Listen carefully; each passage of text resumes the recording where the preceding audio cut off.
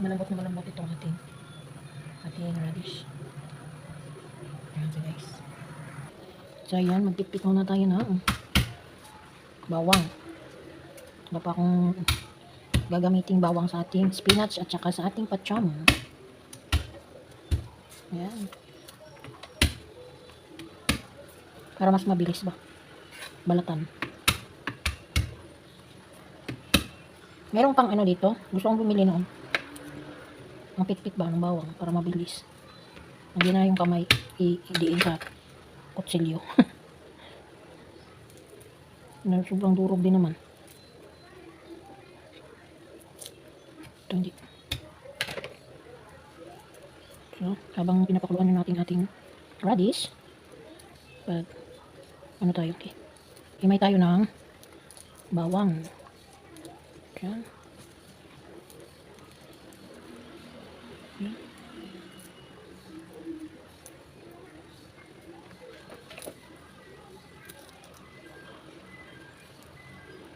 So, ayan siya guys. Habang ako'y himay, nagpapasalamat ako sa Team Solid, Team Locotoys, at sa mga friends na laging sumusuporta sa aking videos, sa aking premiere. Maraming salamat sa inyo. Lalong-lalo na sa aming mentor na si Sir John Rocabete, kasama ng kanyang mga channel na The Entertainment Hub at ang DCR channel, John R. Mix Vlog. Yan, ang kanyang, at saka yung isang main channel niya na si John Rocabete. Ayan guys. So maghiwa-hiwa na tayo. Ayan. Para makaluto, makaakit na. Ay mag-storytelling na si Sis Irene mamaya. So ang bilis na natin magluto guys.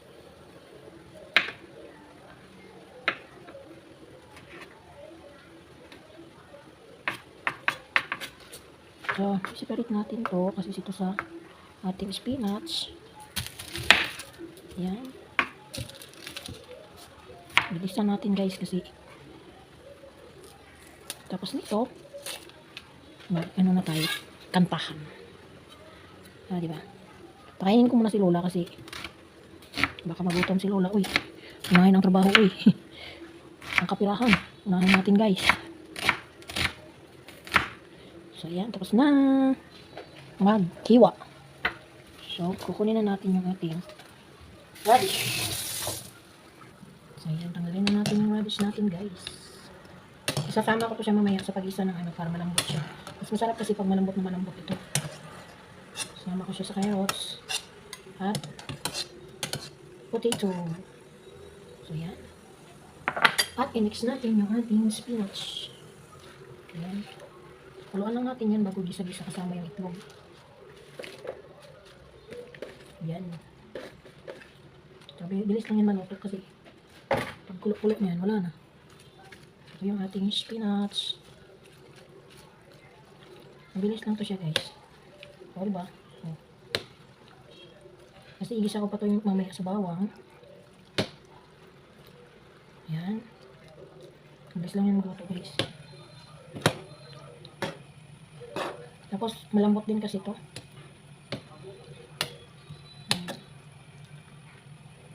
Kasi mati yung amo ko para makita niya na hanap siya ng more nutrients daw na pagkain ni Lola. Ano ba? Puro naman palagi more ang niluluto kay Lola, diba? Ayan, luto na siya. Aluin na natin. Kakain natin ilaw kasi ilaw. Yung gas pala. Ilaw ba naman? Para hindi siya masyadong malatakbo. So, lagay natin dito. Kasi lulutuin na rin natin. Ganyan lang. Ang bilis lang siya lutuin guys. Tapos, itlog.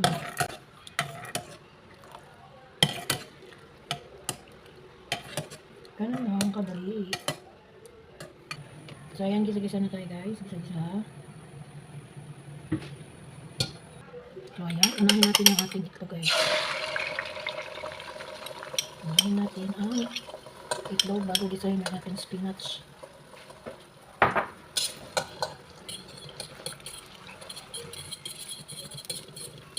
lang kasi tapis natin to sa ating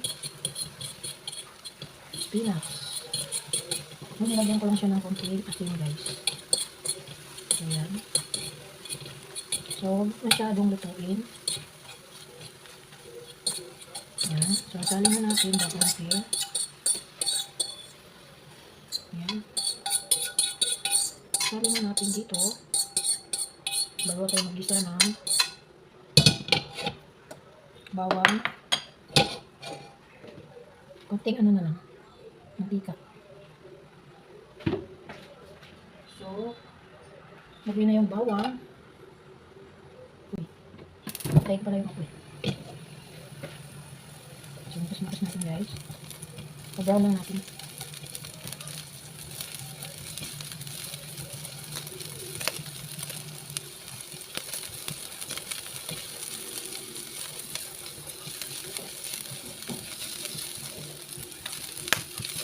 So, yan. Lagyan na natin ng spinach.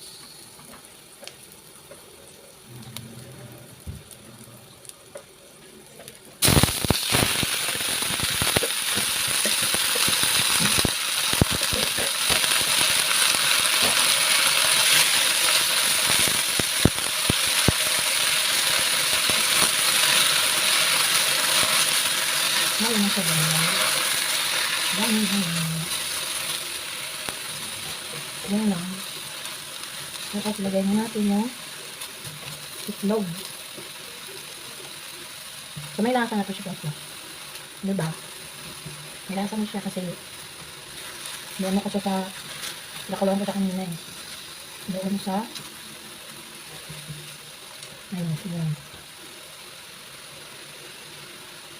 May asin na to dito. Lagyan na natin yung konti ng seasoning.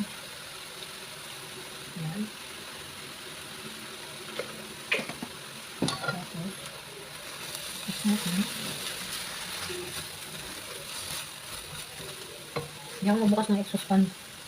Kaya hindi maingay. Si Lola doon nag-ingay sa loob ng TV. So, lagay na natin itong itlog. Yan. So, then ko na guys sa ating chicken view. Diba? Ano lang? Very easy. So, ayan na siya guys. Naluto na yung ating spinach. Diba? Let's go for the third minute. Ayan. Okay na natin. Let's go for the third minute. Ayan. Tapos, yung iba, inauna nila yung sibuyas bago bawang. So, ako hindi. Ano talaga yung aking bawang. Tapos, ito na yung ating kanya. Ayan siya guys. Balik na natin ito. Ayan. Lagyan natin ng toyo. Ang kakulay. Ayan. Ayan.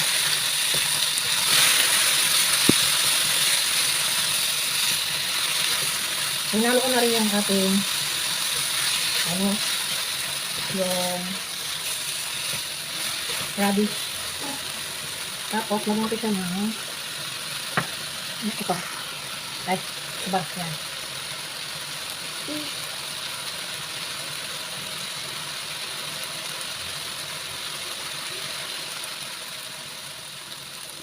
Hinambang apoy, baka dumikit. Nilagyan mo na itong seasoning. Ayan. Tapos, paminta.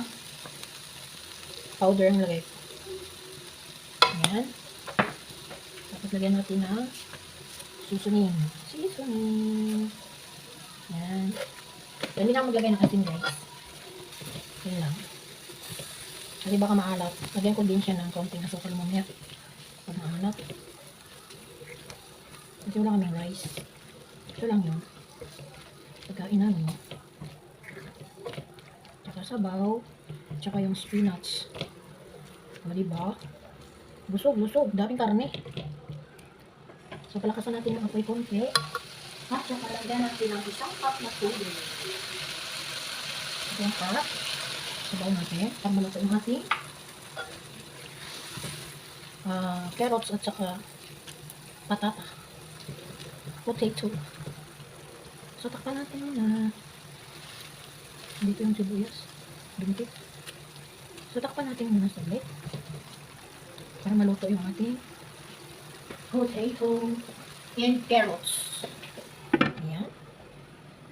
So, ayan. Luto na yung ating ulam. Lumambot na yung ating carrots at patatas. So, hindi naman gaano siyang malambot yung ating carrots. Pero, pwede na. Ayan. Luto na guys. Ay, nakalimutan ko. Meron pala akong ilagay pa isa. Nakalimutan ko ba? Ayan. Kasi lasa lang ito. Mabos ko na siya. O, diba? Anong luto ko guys? Anong luto ko? Tanong ko sa inyo. Ayan ang menu namin ni Lola for today. Ayan. So, pakulong ko lang siya saglit kasi kakalagay ko lang ng green peas.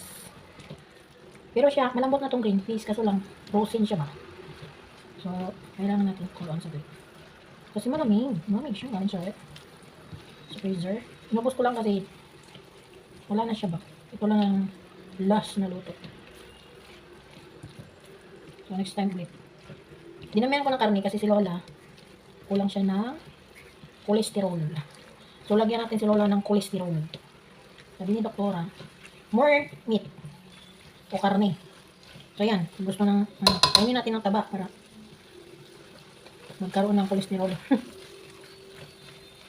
O, diba? Sarap. Sarap siya, guys. Promise.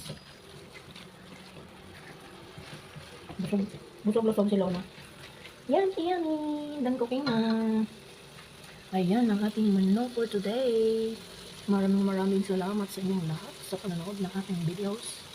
Sa walang sawang panonood. At syempre, ayan ang ating third menu. Ito yung ating first menu. Umuusok pa. At ito yung ating second menu. Spinach with egg. At ito na lang guys.